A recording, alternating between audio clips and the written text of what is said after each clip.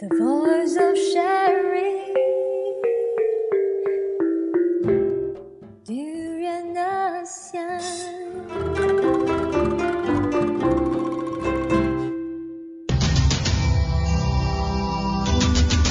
ASEAN Breakfast Call. First and foremost news from Southeast Asia. Good morning, and this is Grace. Welcome to Durian ASEAN, the voice of discovery and sharing. Today is Wednesday and the 5th of November, and a lot of things have happened around Malaysia and also locally as well. Well, I don't know how you guys feeling, our listeners, but then right now I have been having this bit of sickness and a sore throat for the past few days, and a lot of people are getting sick and they blame on the weather, they blame on this and that. But then please do take care of yourself, because it's pretty vital, and then especially the sore throat, even though there is less haze going around, but still just to make sure that you drink a lot of water and then try to avoid the fried stuff, yet live healthy, and then exercise more, because that increases your immunity system. So let's go to our news commentary section today. After Dr. Seri Najib Abdul Razak actually pronounced, also tabled budget 2015, he also mentioned the implementation of GST in April 2015 is a goal. Yet there are still many people out there worried about and also confused about GST, goods and service tax, which is promised to be able to implement it April 1st, 2015. And then our Prime Minister did say that it's a goal, so he will implement, and it will be started pretty soon, in a few months. But like I mentioned, that there are still a lot of confusion side, where one of people among thousands, if not millions, of Malaysians who are feeling nervous over the implication of the GST, as they have yet to fully understand it. So the government really has to make sure that what GST is, and I mean all those business sectors and other important coming up sectors, they are aware of this implementation that will happen in April 1st next year. However, perhaps not many people are used to this new system that will be implemented in Malaysia. Thus, the poor understanding of this taxation system probably has led many people to believe the GST will affect them negatively. And also, he said the Malaysians should realize that they have been paying the sales and service taxes at the rate of 16% all this while, actually. So there was no reason for them to continue being burdened by this current taxation, which contained hidden tax charges, when the government has sought to ease the burden by implementing GST. And it will be at a much lower rate at 6%. But then there are still a bit of negative picture. He said the negative picture of GST would present opportunistic traders with a chance to increase the price of their goods, when the fact was that the prices of goods remain the same. But with the announcement of implementation on April 1st, 2015, our Prime Minister, he reaffirmed that there was no turning back as to its implementation, he said. And also, he added by saying that the number of companies that are GST registered as of October 4th stood at 120,000, is expected to increase to 200,000 by end of next month. And also the addition of this news, and in delivering his keynote address at the opening of Malaysia Institute of Accountants, which is called MIA, and also International Accountants Conference 2014, which was held at KLCC, He said organizations such as MI can play a pivotal role, important role in assisting the government implement and GST successfully. So hopefully this sort of new taxation system in Malaysia will be able to implemented in the right direction for people, and also be able to make people understand this how this taxation can apply in their lifestyle as well. He said the professional accountants bodies acting in the public interest must play an active role, and that the industry groups and the governments needs to work together to ensure that the regulation is effective and efficient. Najib also reminded the businesses to put aside the bad habit of last-minute registration, because after the GST implementation will be going on April 2015. He also anticipated that there will be quite a number of business sectors that will come for last-minute registration. However, in order to ensure the smooth progress of this GST implementation, business sectors needs to act faster and then register to make sure that there is a smoother progress. And then Prime Minister also said that government is also working to strengthen the standing and the capacity of the accountancy profession within the country. He said our national economic transformation plan, which seeks to transform Malaysia into a higher income nation by 2020, which is Malaysian Vision 2020. And then it also has a strong demand for professional accountants. This country and also they have believed and continued our policies to develop the profession by adopting internationally accepted standards and supporting accountants with well-designed regulatory framework. So with budget 2015 is introduced, and also in addition of GST implementation in Malaysia, he is hoping, and also this nation is also hoping to be able to step forward to have a international standard within the nation. Sorry, and then to be able to step further to work with other nations around Malaysia. Lastly, Najib also said that accounting firms will have to continue rising to the challenge of more connected world economy.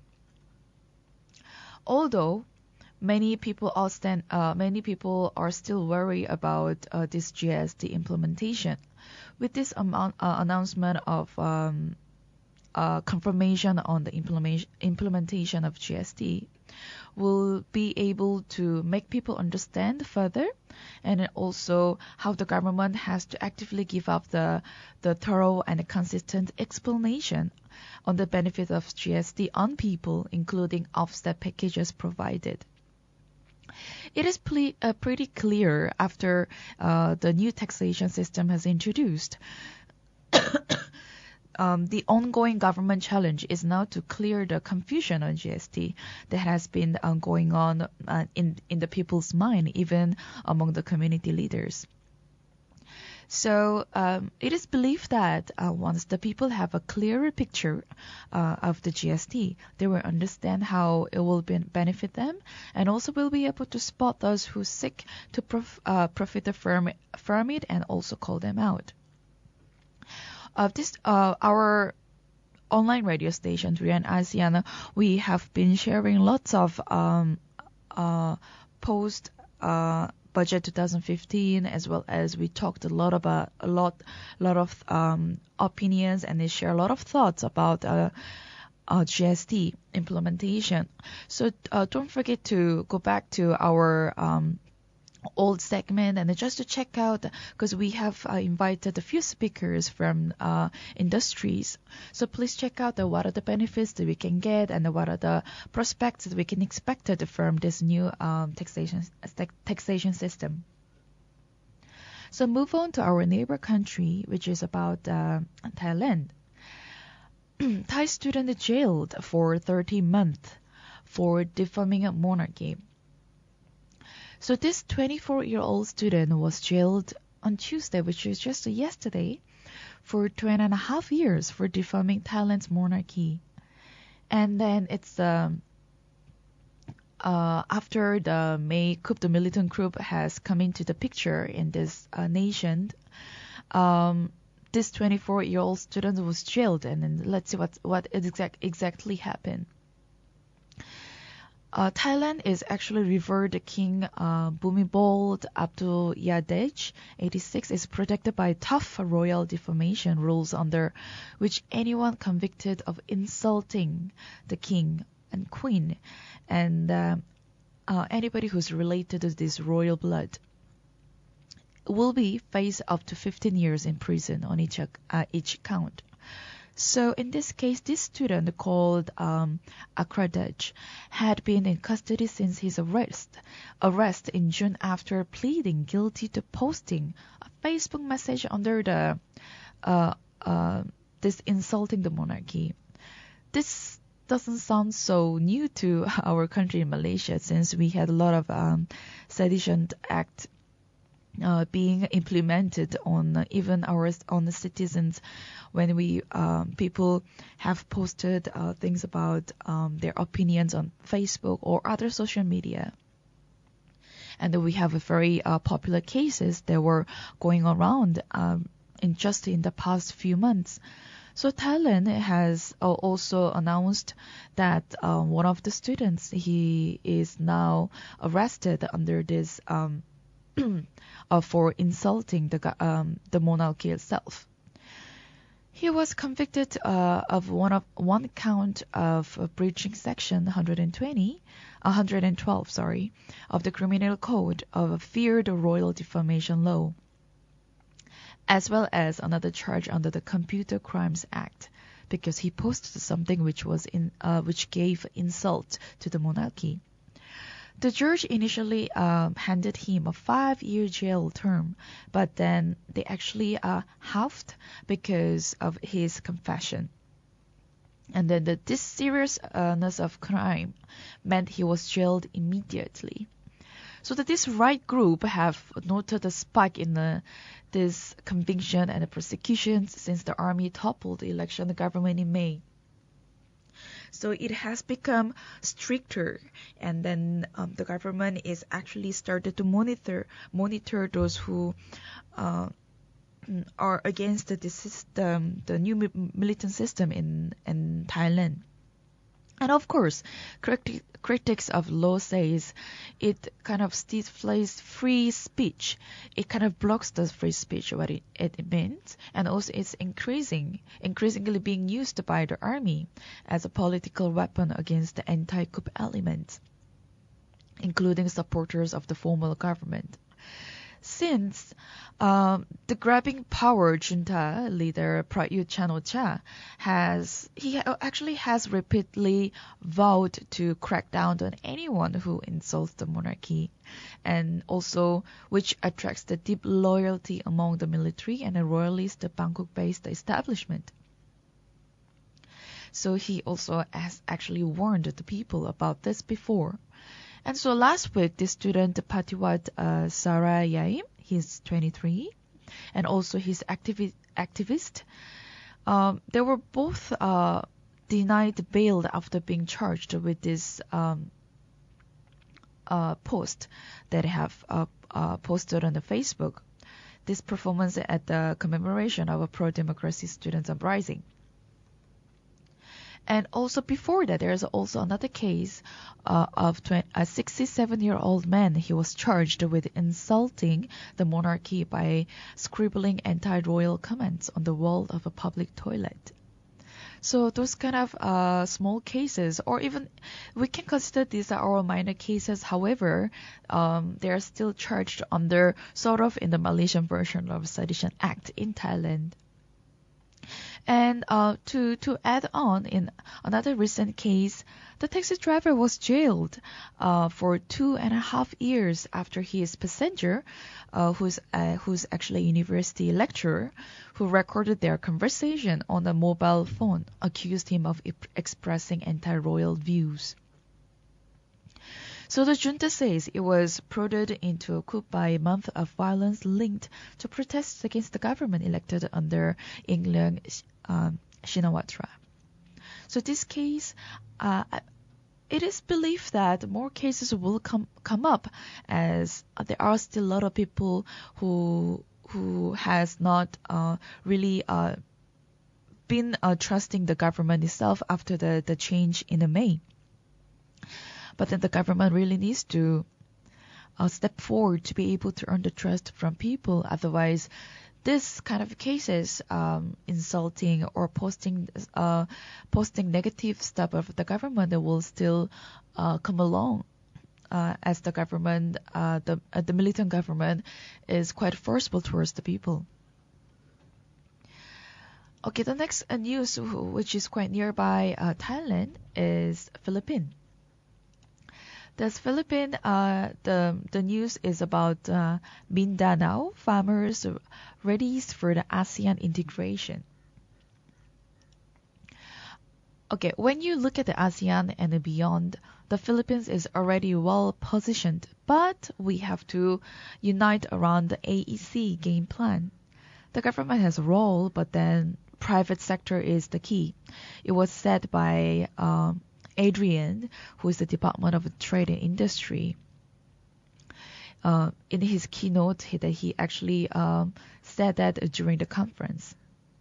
In consonance with its theme, aligning Mindanao food security in the ASEAN market, the convergence of key players and the stakeholders in the agriculture and other related industries in the Mindanao aims to identify areas in food production that needs enhancement through public-private partnership.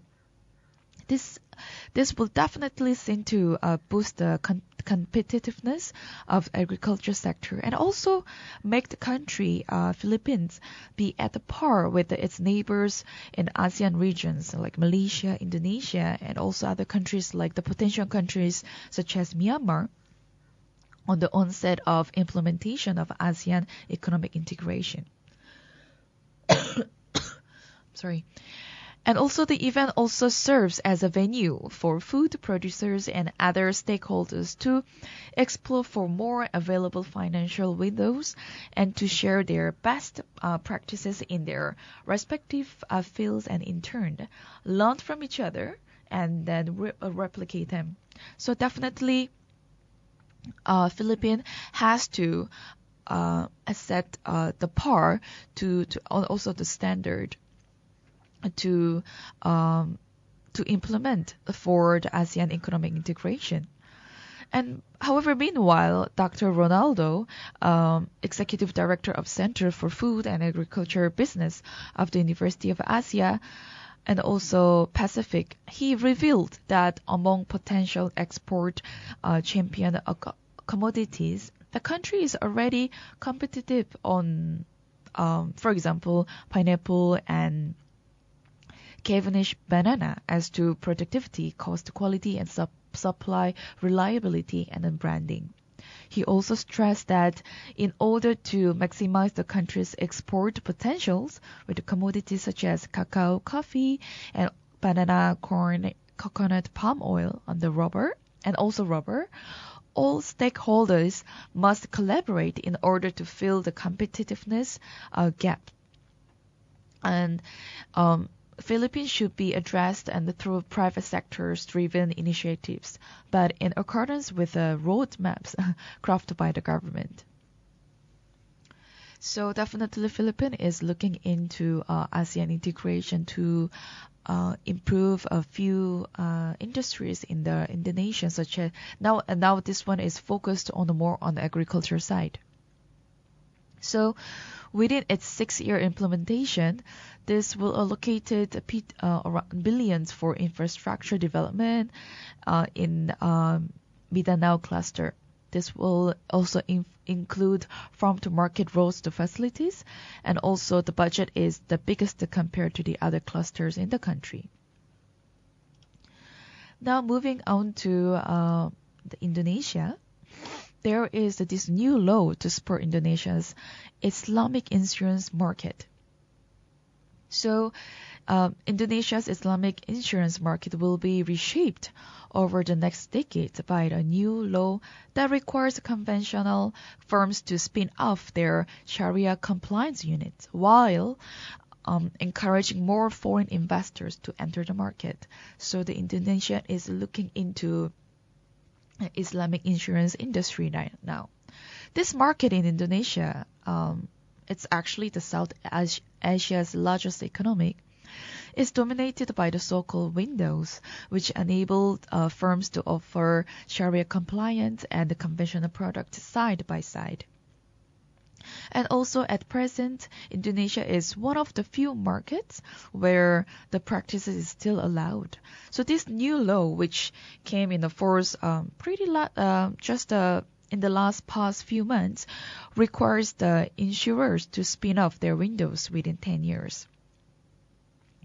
So there were around 5 full-fledged firms and 37 Sharia units of conventional firms as of December 2012, the latest month for which data is available.